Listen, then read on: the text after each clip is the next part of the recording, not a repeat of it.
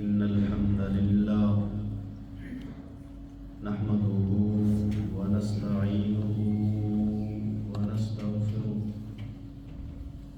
ونعوذ بالله من شرور أنفسنا ومن سيئات أعمالنا من يهده الله فلا مضل له ومن يضلله فلا هادي له أشهد أن لا إله إلا الله وحده لا شريك له وأشهد أن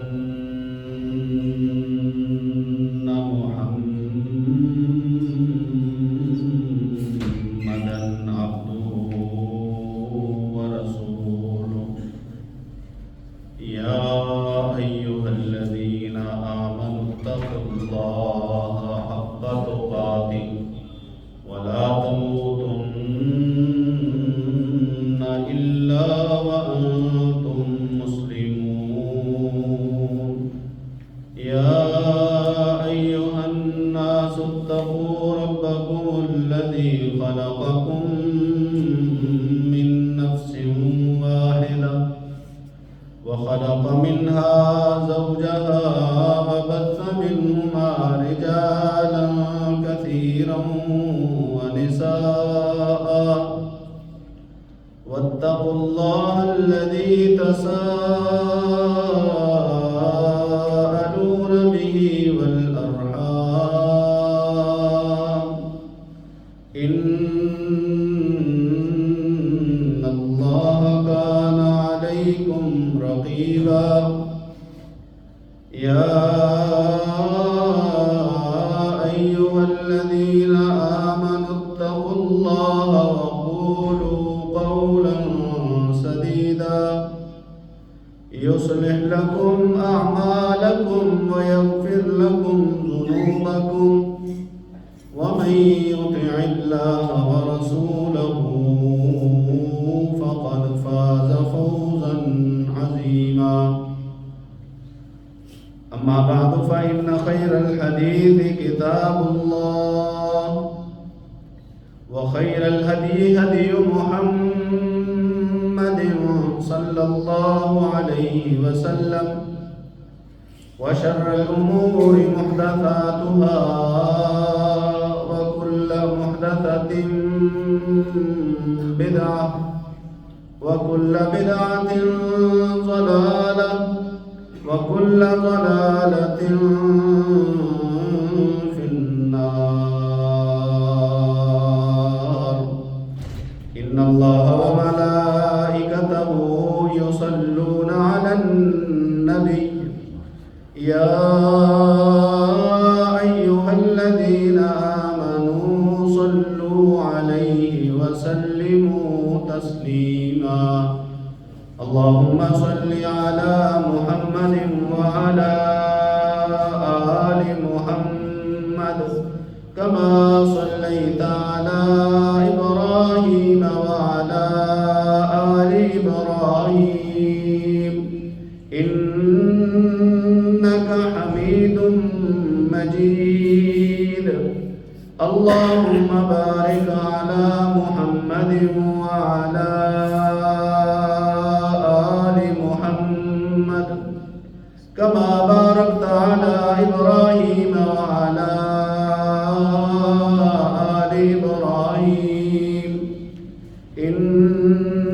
إنك حميد مجيد أعوذ بالله السميع العليم من الشيطان الرجيم بسم الله الرحمن الرحيم ولا تقف ما ليس لك به علم إن السمع والبصر والفؤاد كل أولئك كان عنه مسؤولا ولا تمش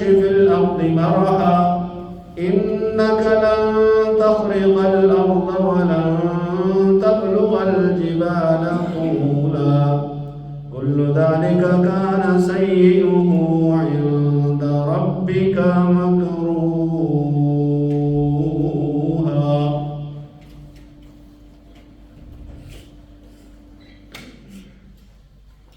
سورہ بنی اسرائیل کی آیت نمبر 22 سے ہم نے جو خطبات جمعہ میں سلسلہ شروع کیا تھا، یہاں پر بیان وہ 10 احکام جو 10 احکام اللہ رب العزت کی اتاری گئی ہر کتاب میں موجود رہے. اب چونکہ رمضان المبارک کی آمد ہے، اگلا جمعہ اللہ رب العزت کی رحمت سے ہم انشاءاللہ رمضان المبارک میں ادا کریں گے. تو آج ہم اختصار کے ساتھ سورہ بنی اسرائیل کی آیتوں کے اس سلسلے کو مکمل کرنے کی کوشش کریں گے.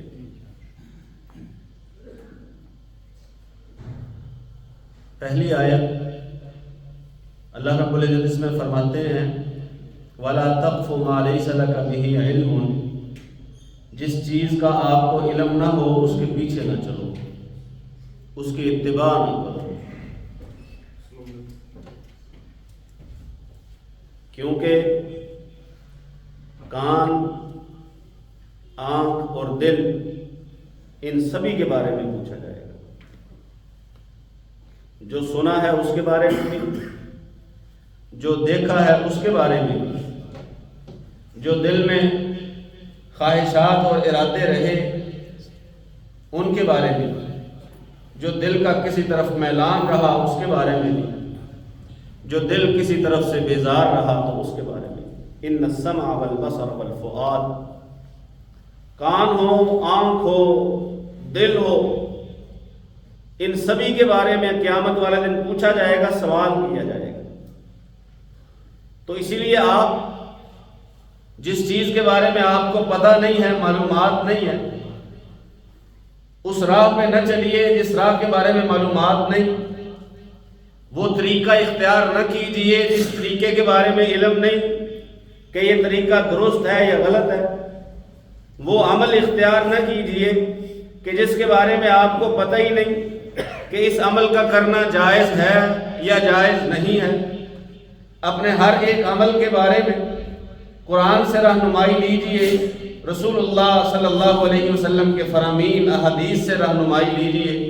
کیونکہ علم کا جو سب سے مضبوط ذریعہ ہے وہ قرآن اور حدیث ہے.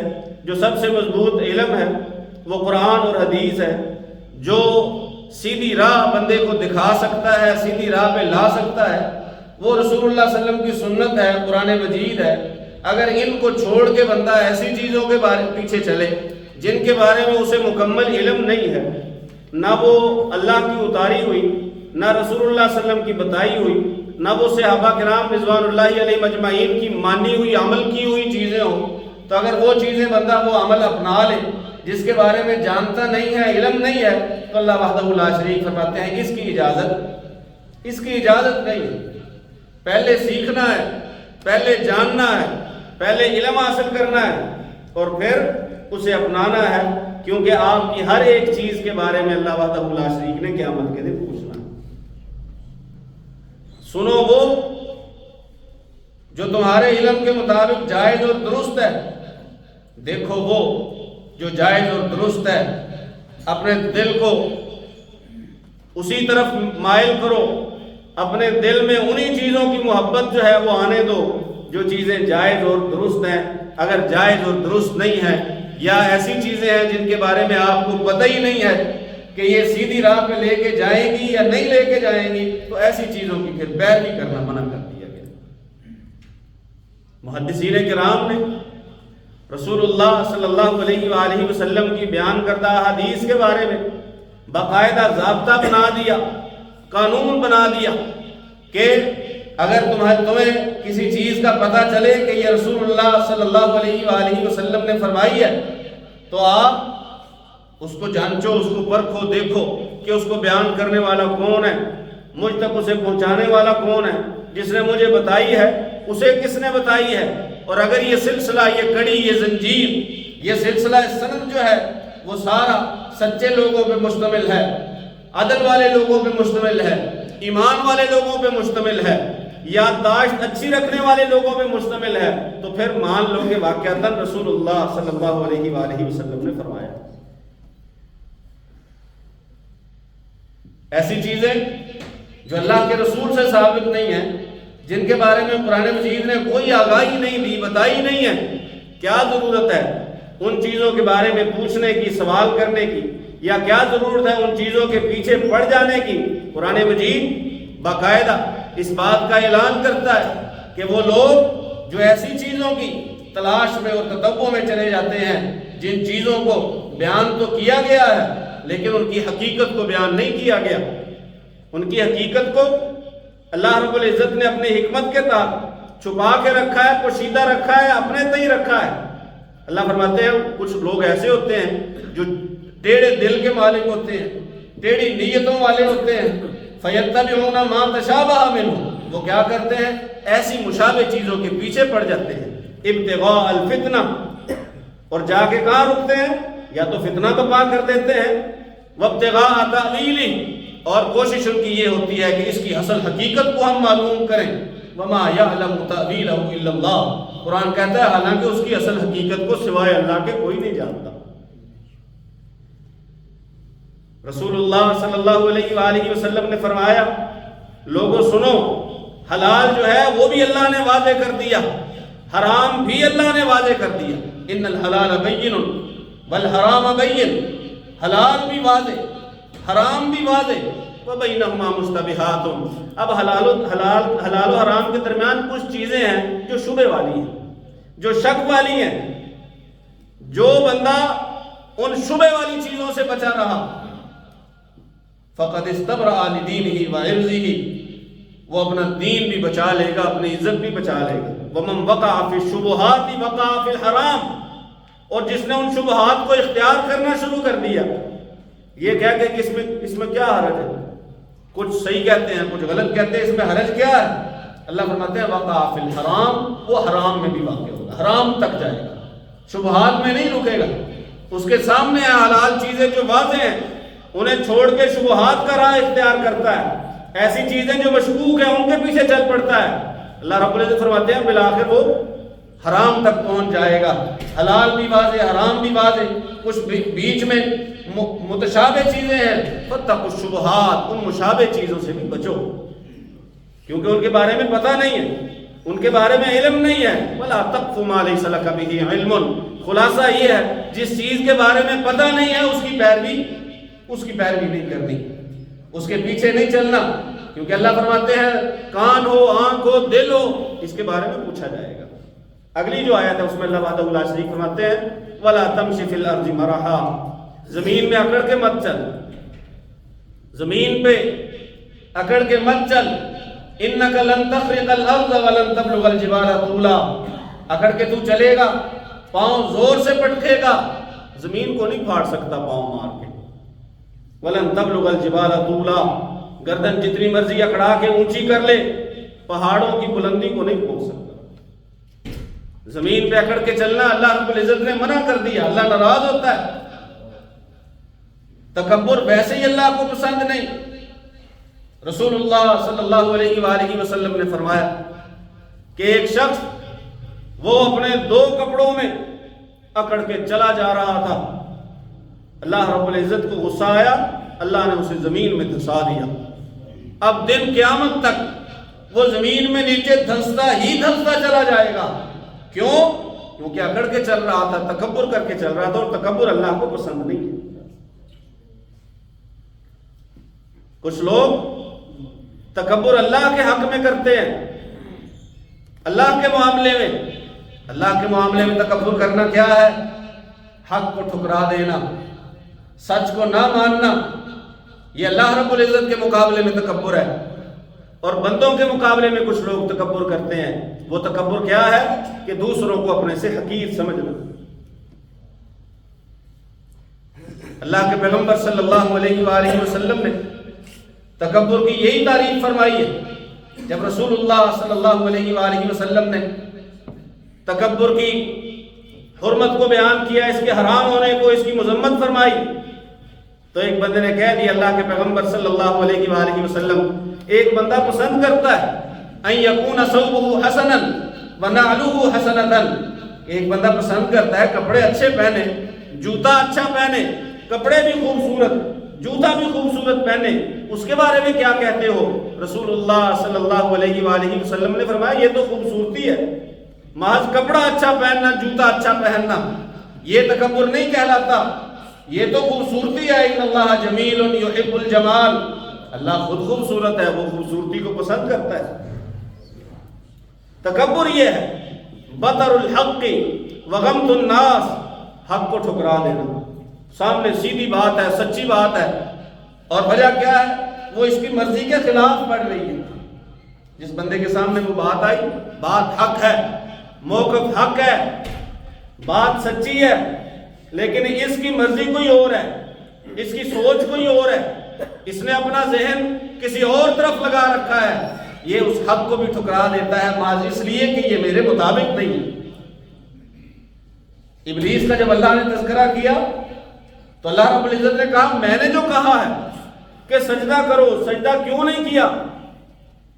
میں نے جو کہا ہے، حکم جو اللہ نے دیا ہے، اللہ کا حکم حق ہے، اللہ کا حکم سچ ہے، حکم جو میں نے دیا ہے تو نے سجدہ کیوں نہیں کیا؟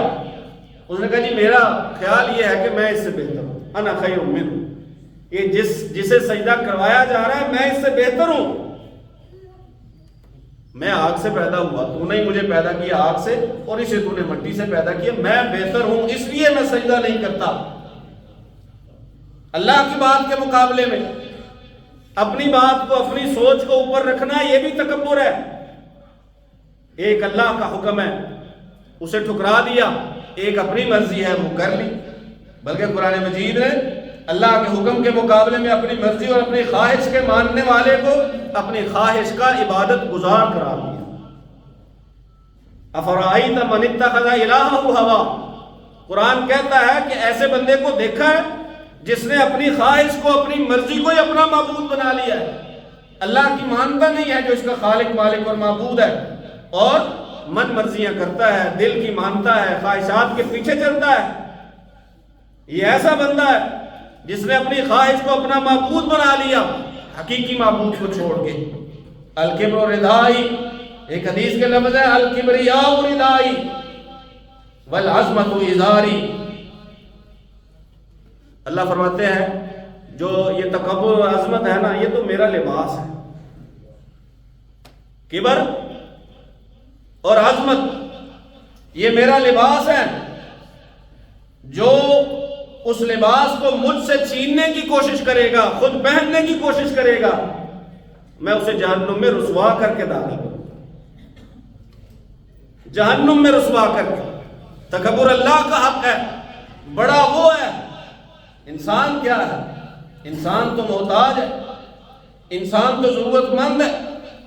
اسے اللہ نے اگر دولت سے نوازا ہے، اسے اللہ نے اگر حسن سے نوازا ہے، اسے اللہ نے اگر ضروریاتی زندگی ساری عطا فرما دی، اس کے باوجود یہ محتاج ہے، کسی نہ کسی سلسلے میں کسی نہ کسی کا محتاج ہے، اور اللہ کا محتاج تو پھر ہے ہی۔ اگر ایسا بندہ جو تکبر میں اس حد تک بڑھ جائے کہ اللہ سے مانگنا ہی چھوڑ دے، وہ کہے مجھے مانگنے کی ضرورت کیا ہے؟ اللہ رب العزت فرماتے ہیں کہ تمہارا رب کہتا ہے تم مجھے پکارو، میں تمہاری پکار کو قبول کروں گا، دعا میں قبول کروں گا، دعا مانگو۔ وقال ربکم ادعونی استجب لکم، تمہارا کام ہے دعا مانگنا، قبول کرنا میرا کام ہے۔ ان الذین یستکبرون عن عبادتی، وہ لوگ جو میری عبادت سے ہی تکبر برتتے ہیں، عبادت کی طرف آتے نہیں۔ یہاں پہ عام عبادت بھی مراد ہے اور اللہ سے مانگنا، دعا کرنا بھی مراد ہے۔ جو دعا ہی نہیں کرتے، اللہ کے سامنے ہاتھ ہی نہیں اٹھاتے، مانگتے ہی نہیں ہیں، ذہن میں کیا ہے کہ مجھے کیا ضرورت ہے مانگنے کی، یا نماز کی طرف نہیں آتے، زکوٰۃ کا کہا جائے وہ بات نہیں مانتے، حج کے بارے میں کہا جائے وہ تسلیم نہیں کرتے، یہ ساری باتوں کو سائڈ پہ رکھ دیتے ہیں کہ مجھے ضرورت ہی نہیں ہے انہیں ماننے کی۔ اور مانتا کیوں نہیں ہے؟ کیونکہ اندر بڑا پن ہے، اندر کبر ہے۔ وہ پتہ نہیں بات سچی ہے کہ جھوٹی، ہمارے کسی سیاستدان کے بارے میں کہا جاتا تھا کسی ایک صوبے کا وہ سربراہ بھی رہا ہے، اس کے بارے میں کسی نے بتایا کہ وہ کہا کرتا تھا کہ میں نماز پتہ کیوں نہیں پڑھتا، سجدہ پتہ کیوں نہیں کرتا، کیونکہ میں کسی کے سامنے جھکنا نہیں چاہتا، جھکنا نہیں چاہتا۔ پھر موت ایسے آئی کہ غاروں میں چھپتا پھرتا تھا، جب اسے مارا گیا وہیں سے مرا ہوا برآمد ہوا۔ کہتا کیا تھا؟ نماز اس لیے نہیں پڑھتا کہ اس میں جھکنا پڑتا ہے، اور میں نے کسی کے سامنے جھکنا سیکھا نہیں ہے، یعنی اس قدر اپنے آپ کو بڑا سمجھا کہ اللہ کے سامنے جھکنے سے بھی انکار کر دیا۔ ان الذین یستکبرون عن عبادتی، اللہ فرماتے ہیں وہ لوگ جو میری عبادت سے ہی تکبر کرے، سیدخلون جہنم داخرین، وہ جہنم میں رسوا کر کے داخل کیے جائیں گے۔ رسول اللہ صلی اللہ علیہ وسلم کی حدیث میں بھی وہی لفظ، رسوا کر کے جہنم میں پھینکے جائیں گے۔ قرآن میں بھی وہی الفاظ، رسوا کر کے جہنم میں پھینکے جائیں گے۔ قرآن ایک اور جگہ پہ فرماتا ہے کہ ایسے لوگوں کو جو اللہ کا انکار کرتے ہیں، اللہ وحدہ لا شریک کے ایسے لوگوں کو جہنم میں ڈالے گا، بلکہ اللہ فرماتے ہیں سیق الذین کفروا الی جہنم زمرا، کافروں کو ہانک کر جہنم کی طرف لے جایا جائے گا جیسے جانوروں کو ہانک کر لے جایا جاتا ہے۔ آئیں گے، دروازے کھلیں گے، دربان پوچھیں گے کہ رسول نہیں آئے، نبی نہیں آئے جنہوں نے بات تمہیں سمجھائی ہو؟ وہ کہیں گے آئے تو تھے، رسول تو آئے تھے، لیکن ہماری بدنصیبی کہ ہم نے ان کو مانا نہ۔ اللہ پھر فرمائیں گے فادخلوا ابواب جہنم خالدین فیہا فبئس مثوی المتکبرین، جاؤ جہنم میں داخل ہو جاؤ، ہمیشہ جہنم میں ہی رہو گے، اور سب سے برا ٹھکانہ تکبر کرنے والوں کا ہے۔ رسوا کر کے ڈالا جائے گا، برے ٹھکانے میں ڈالا جائے گا، ذلیل کر کے ڈالا جائے گا، اس لیے کہ یہ دنیا میں بڑا بنا کرتا تھا، تکبر کیا کرتا تھا، حق کو ٹھکرایا کرتا تھا، لوگوں کو حقیر سمجھا کرتا تھا۔ رسول اللہ صلی اللہ علیہ وآلہ وسلم نے فرمایا قیامت کے دن کچھ لوگ ان کے قد، ان کی جسامت اللہ چونٹیوں کے برابر کر دے گا، چونٹیوں کے برابر، کیڑیوں کے برابر، اور وہ چونٹیوں جتنی جسامت رکھنے والے لوگوں کے پاؤں کے نیچے روندے جا رہے ہوں گے، لوگ انہیں پاؤں کے نیچے روندیں گے، آگے بڑھیں گے، انہیں چونٹیوں جتنے جسامت اور چونٹیوں جتنے قد کیوں عطا کیے ہیں؟ دنیا میں تکبر کیا کرتے تھے، دنیا میں تکبر کیا کرتے تھے، دنیا میں ان کی آکڑ ختم نہیں ہوا کرتی تھی، چلتے تھے تو تکبر، بات کرتے تھے تو تکبر سے، کسی سے ملتے تھے تو تکبر سے، غریبوں سے ملنا چھوڑ دیتے تھے تو تکبر کی وجہ سے، غریبوں کو اپنی محفلوں میں بلانا چھوڑ دیا کرتے تھے تو تکبر کی وجہ سے،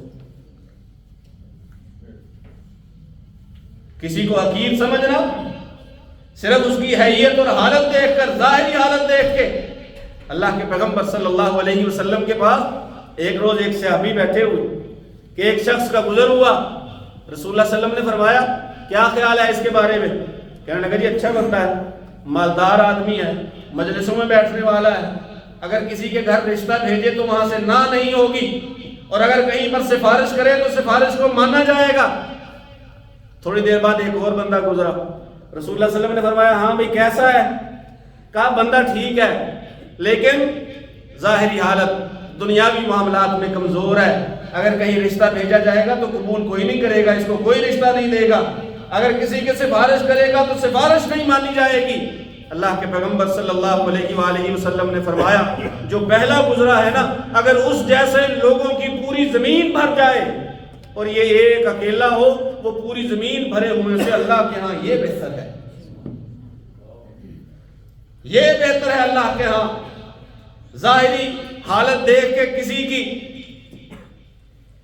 اسے حقیر نہ سمجھیے۔ اللہ کے رسول صلی اللہ علیہ وآلہ وسلم نے فرمایا قیامت کے دن ایک بڑا بندہ آئے گا، بڑے ڈیل ڈول اور جسامت والا، موٹا تازہ اور اونچا لمبا، جب وزن کیا جائے گا تو اس کا وزن ایک مچھر کے برابر بھی نہیں نکلے گا۔ یہ اللہ کو پتا ہے اللہ کو پتا ہے کہ کون بہتر ہے. رب اشعث اکبر لو اقسم علی اللہ لابرہ. رسول اللہ صلی اللہ علیہ وسلم نے فرمایا کچھ لوگ ہوتے ہیں ظاہری حیثیت اور حالت دیکھنے کی نہیں ہوتی, بالوں میں مٹی ہوتی ہے, لباس میلا ہوتا ہے, لو اقسم علی اللہ لابرہ, لیکن اللہ کے ہاں اس قدر مقبول ہوتے ہیں کہ اگر وہ قسم اٹھا کے کہہ دینے کا اللہ یہ کرے گا, اللہ ان کی قسم کو پورا کرتا ہے. حضرت عبداللہ ابن مسعود رضی اللہ تعالیٰ عنہ چھوٹی سی سامت کے, کمزور سے, پتلے سے, دبلے سے صحابی تھے.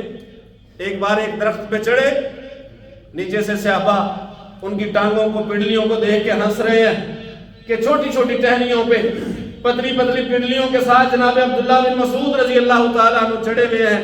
رسول اللہ صلی اللہ علیہ وآلہ وسلم نے فرمایا تم باریک پنڈلیوں کو دیکھ کے ہنستے ہو, اللہ کے ہاں ان کی ایک پنڈلی احد پہاڑ سے زیادہ وزن رکھتی ہے. وزن ایمان کا ہوتا ہے, وزن ایمان کا. اللہ کے ہاں قدر و قیمت ایمان کی.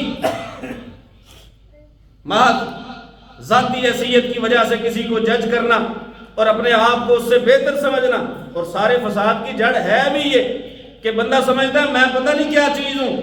ہمارے وہ بچوں کو سوشل میڈیا نے خراب کر دیا ہے کہ ہر کوئی وہاں پہ وہ بننے کی کوشش کرتا ہے جو وہ ہے نہیں, اپنے آپ کو وہ دکھاتا ہے جو وہ ہے نہیں. کچھ لوگ اپنے آپ کو صحافی دکھاتے ہیں, صحافی ہے نہیں. کچھ اپنے آپ کو بڑی حیثیت والا دکھاتے ہیں لیکن بڑی حیثیت کے ہے نہیں. زبان سے بڑے بول بولنا, یہ خراب کر دیا سوشل میڈیا نے ماحول. زبان سے بڑے بول بولنا, بڑی بڑی باتیں کرنا, اپنے بارے میں اپنے آپ کو مختلف قسم کے عہدوں سے اور القابات سے نواز دینا, خود اپنے منہ سے کچھ بھی بنتا رہے, سوشل میڈیا کچھ بھی بنتا رہے, لیکن بچے دیکھتے ہیں, وہ ان کا انداز کاپی کرتے ہیں, وہ ان کی باتیں وہ سنتے ہیں, یاد رکھتے ہیں. بچوں کو ذہن میں زہر بھرتا ہے. تکبر ایک زہر ہے, جب تک معاشرے میں رہے گا خرابی رہے گی, جب تک ختم نہیں نہ ہوگا. تکبر نہیں نہ ختم ہوگا, بلکہ رسول اللہ صلی اللہ علیہ وسلم نے فرمایا لا يدخل الجنہ من کان فی قلبہ مثقال ذرۃ من کبر. جس بندے کے دل میں رائی کے دانے کے برابر تکبر ہوا نا, جنت میں داخل نہیں ہوگا. کیوں؟ وہ سکون کی جگہ ہے, وہ امن کی جگہ ہے, وہ اللہ کہ ان بندوں کے لیے جگہ ہے جن بندوں پہ اللہ راضی ہے, جن بندوں پہ اللہ خوش ہے. اور جس بندے کے اندر ایک رائی کے دانے کے برابر تکبر ہوا, رسول اللہ صلی اللہ علیہ وسلم نے فرمایا جنت میں داخل نہیں ہوگا. جنت کا مستحق بننا ہے تو تکبر کو اپنے دل سے نکالو, خود اپنا ہی بڑا پن. ان اللہ لا يحب من کان مختالا فخورا. اللہ ایسے بندوں سے محبت نہیں کرتا جو جگہ جگہ پہ اپنی بڑائیاں بیان کرتے پھرتے ہیں, میں وہ ہوں, میں وہ ہوں, فخری انداز میں کسی پر دھونس جمانے کے لیے. بلکہ رسول اللہ صلی اللہ علیہ وآلہ وسلم نے فرمایا میں تمہیں بتاؤں کہ جنت میں کون جائیں گے؟ کل ضعیف متضعف, ہر وہ کمزور جسے حقیر بھی سمجھا جاتا تھا. اور میں بتاؤں جہنم میں کون جائیں گے؟ کل عتل جواز مستکبر, ہر دھونس جمانے والا, ہر اکڑ کر چلنے والا, ہر تکبر کرنے والا, یہ دوزخ میں جائیں گے, دوزخ میں جائیں گے. رسول اللہ صلی اللہ علیہ وسلم نے جنت اور دوزخ کے آپس میں ہم کلام ہونے کا تذکرہ فرماتے ہوئے کہا کہ جنت نے کہا کہ میرے میں تو وہ آئیں گے جو کمزور ہوں گے, اچھے دل والے ہوں گے, اور جہنم نے کہا میرے اندر متکبر آئیں گے, فرعون جیسے, نمرود جیسے, قارون جیسے, ایسے لوگ مجھ میں ہوں گے. یہ جہنم نے کہا. تو اللہ وحدہ لا شریک نے فرمایا جنت تو میری رحمت ہے, میں جس پہ چاہوں گا تیرے ساتھ اپنے رحم فرماؤں گا, اور جہنم تو میرا عذاب ہے, جسے چاہوں گا تیرے ذریعے عذاب دوں گا. اکڑنے والا, اپنے آپ کو بڑا سمجھنے والا, شیخیاں مارنے والا, فخر کرنے والا, اترانے والا, اللہ ایسے لوگوں کو پسند نہیں کرتے. انہ لا یحب المستکبرین. دوسری جگہ اللہ فرماتے ہیں اللہ تکبر کرنے والوں کو بھی پسند کرتے تکبر کرنے والا اللہ کو پسند نہیں، اترانے والا اللہ کو پسند نہیں، بڑے بول بولنے والا اپنے بارے میں اللہ کو پسند نہیں ہے۔ تکبر ہم اسے غرور کہتے ہیں اردو میں، غرور بھی عربی کا لفظ ہے جس کا معنی ہے دھوکہ، اور مغرور کہتے ہیں متکبر کو، ایسا بندہ جو دھوکے میں مبتلا ہو۔ مغرور کا لفظی ترجمہ کیا ہے؟ ایسا بندہ جو دھوکے میں مبتلا ہو، جس کی اصلیت کوئی اور ہو لیکن اپنے آپ کو سمجھتا کچھ اور ہو۔ وَلَا تَمْشِ فِي الْأَرْضِ مَرَحًا، زمین میں اکڑ کے مت چل۔ اللہ سورہ بنی اسرائیل میں فرماتے ہیں اِنَّكَ لَن تَخْرِقَ الْأَرْضَ، نہ تو پاؤں پٹک کے زمین پھاڑ سکتا ہے، وَلَن تَبْلُغَ الْجِبَالَ طُولًا، نہ ہی گردن اونچا کر کے پہاڑوں سے اونچائی حاصل کر سکتا ہے۔ اللہ سے دعا ہے اللہ سن سمجھ کر عمل کی توفیق نصیب فرمائے۔